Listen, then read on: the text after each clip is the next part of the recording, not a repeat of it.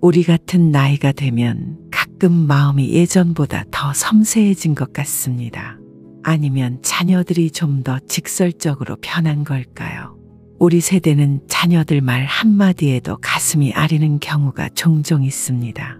시간이 지나면서 자녀에게 쌓인 그 많은 감정이 한꺼번에 나오는 것 같기도 하고 그럴 때마다 정말 복잡하고 가슴이 답답해지죠. 하지만 이런 상황들을 겪으면서 우리가 계속 상처만 받고 있어야 할까요? 저 역시 이전에는 아이들 때문에 많이 울고 상처받았습니다. 하지만 어느 순간부터 이런 상황을 어떻게 다루면 좋을지 알게 되었고 그 뒤로는 아이들에게서 받는 상처가 확실히 줄었습니다. 그래서 오늘 여기서 우리 비슷한 나이대에 계신 분들께 자식들로부터 상처받지 않고 지내는 몇 가지 방법을 나누고자 합니다. 아마 이야기를 듣다 보면 공감하실 것입니다. 함께 이 방법들을 살펴보면서 우리 삶을 조금 더 평안하게 만들어 봅시다. 첫 번째로 중요한 건 역시 서로에 대한 존중입니다. 아이든 어른이든 우리 모두가 각자 독특한 생각을 하고 감정을 느끼는 개별적인 존재입니다. 이걸 이해하고 존중하는 게 참 중요한 것 같습니다. 특히 우리 자식들과 의견이 다를 때 더 그렇죠. 예를 들어봅시다. 우리 중에는 어쩌다 아이들이 선택한 직업이나 취미, 심지어는 배우자까지 마음에 들지 않을 수도 있습니다.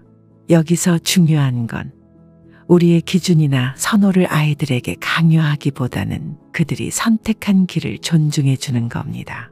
이렇게 할 때 비록 처음엔 이해가 안 가더라도 시간이 지나면서 그들의 선택에도 긍정적인 면을 생각할 수 있게 될 겁니다. 또 다른 예로 아이가 우리와 다른 정치적 견해나 사회적 가치를 가질 때가 있습니다. 이때는 내가 평생 살아오면서 배운 건데 어떻게 너의 생각이 이렇게 다를 수 있니? 라고 반응하기보다는 너의 생각에 대해 더 들려줄래?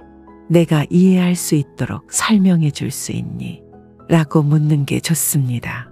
이런 방식으로 소통하면 서로 다른 견해를 가지고 있더라도 상호 존중을 바탕으로 이해의 폭을 넓힐 수 있죠.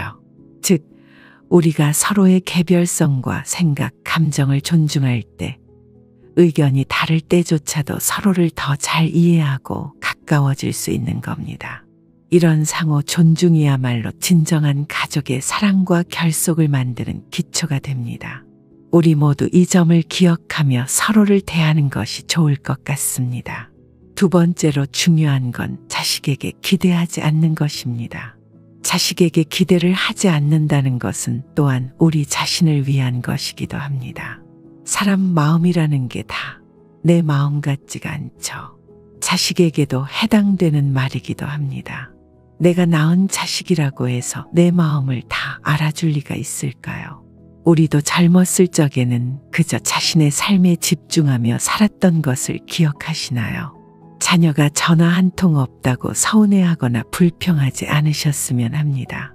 우리 젊은 시절을 돌이켜보면 그 마음이 이해되고도 남지 않을까요? 그저 가끔 연락이 오면 그 소중한 순간을 기쁘게 받아들이며 잘 지내고 있니? 하고 물으며 우리의 안부도 전해주는 것만으로 충분하지 않을까 싶습니다. 기대가 클수록 실망도 크다는 말이 있습니다. 세상은 많이 변했고 자녀들 역시 그 변화 속에서 자신들만의 어려움을 겪고 있을 겁니다. 우리가 상상하는 것 이상으로 힘든 도전과 어려움에 직면해 있을 수 있습니다. 요즘 세상은 점점 더 살기 어려워지고 있는 것 같습니다. 사회적인 문제, 경제적인 압박감 등으로 인해 많은 사람들이 힘들어하고 있죠. 이런 어려운 시기에 자녀가 세상을 잘 살아가고 있다는 것만으로도 우리는 다행이라고 생각해야 합니다.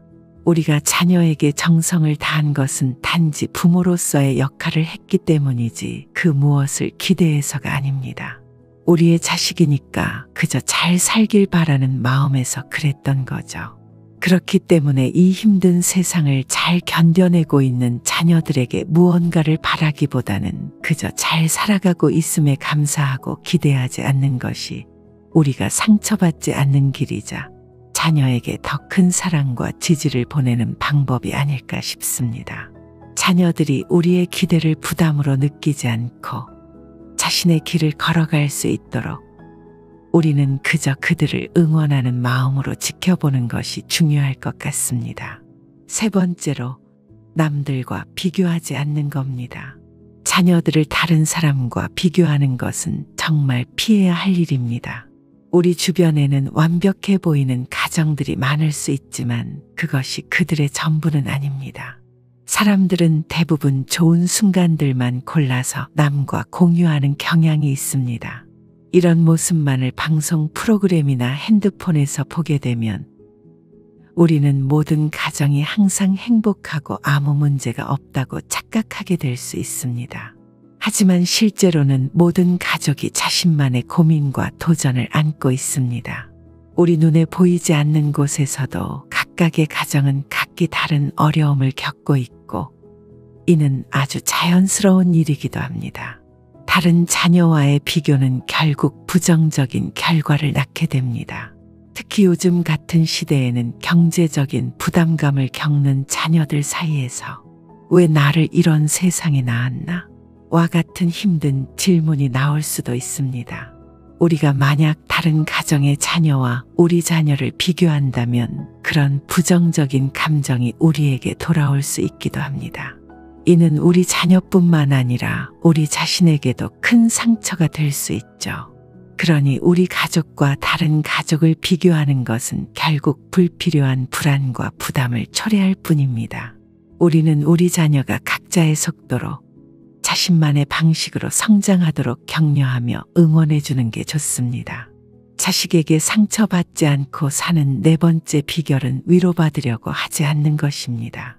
우리가 겪는 감정의 기복이나 우울감, 불행한 느낌, 자기 비하의 생각까지 자녀들로부터 위로받으려고 기대하지 않는 것이 좋습니다.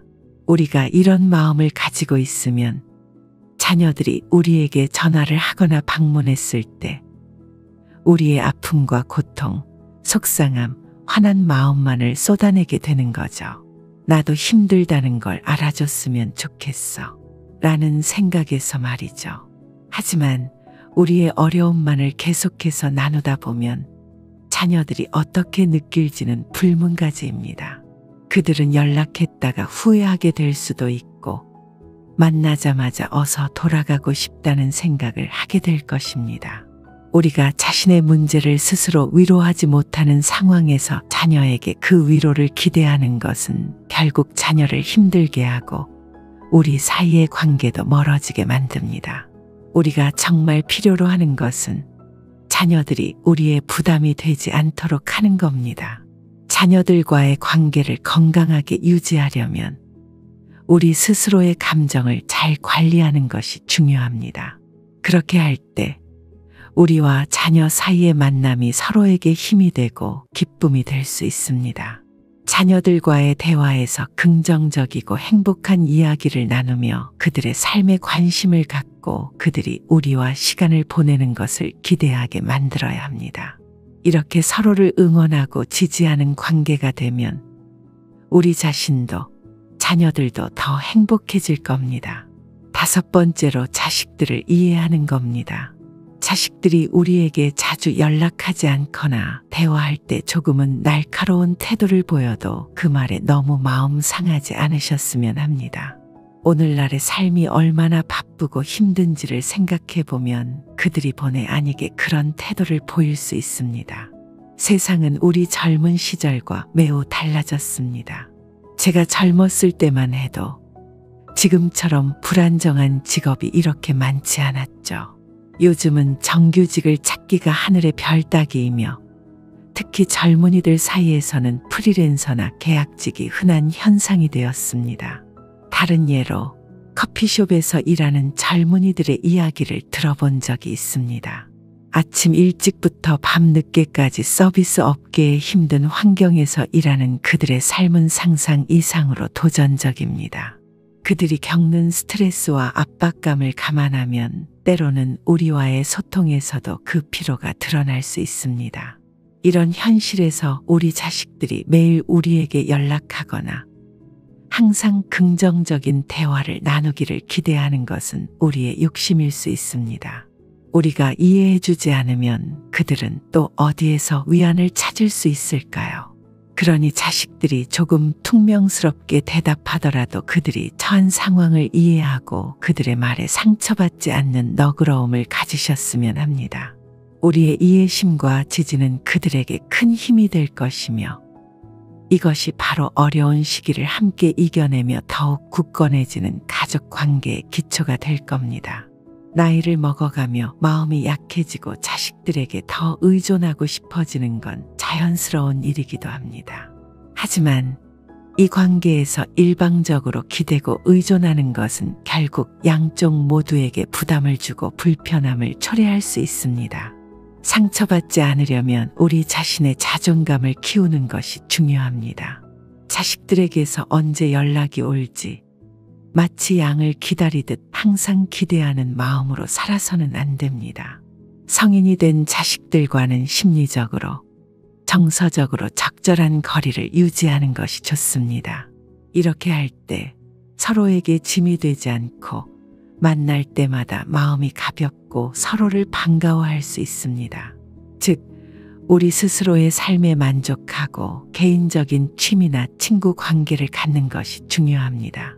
이렇게 자신의 삶을 충실히 살아가면서 자식들과의 관계를 더욱 건강하게 유지할 수 있습니다.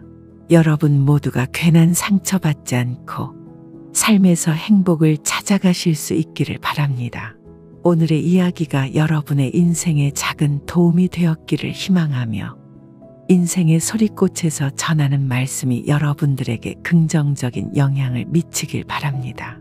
가시기 전에 구독과 좋아요 한 번씩 꼭 부탁드리며 우리 모두가 각자의 삶에서 의미를 찾고 자식들과의 관계에서도 적절한 균형을 유지하며 행복한 삶을 이어가길 바랍니다.